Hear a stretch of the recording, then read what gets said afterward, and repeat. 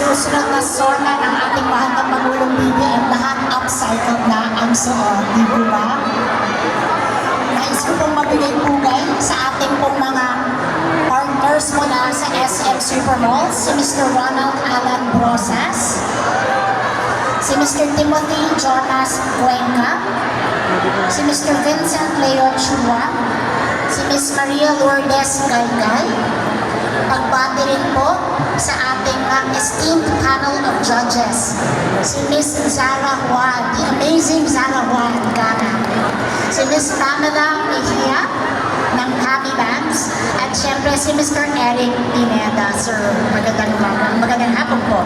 Binabati ko rin ang aking mga kasamahan mula sa local government of Quezon City, ang ating mga konsehal, Councilor Ali Medalla, Councilor Ram Medalla, ang ating Action Officer William Bawa, mula sa Quezon City University, si President Dr. Teresita Atienza,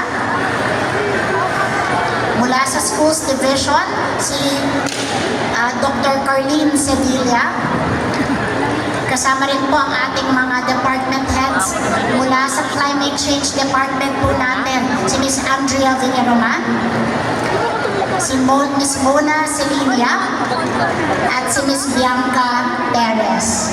At sa lahat po ng ating Quezon City Department heads and employees, SM friends who are all here, sa inyong lahat po nandyan, kaway-kaway naman po.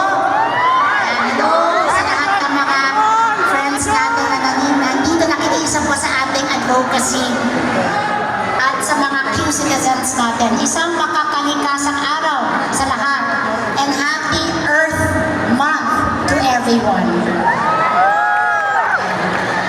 Let me first congratulate the 20 finalists of the Renta Show.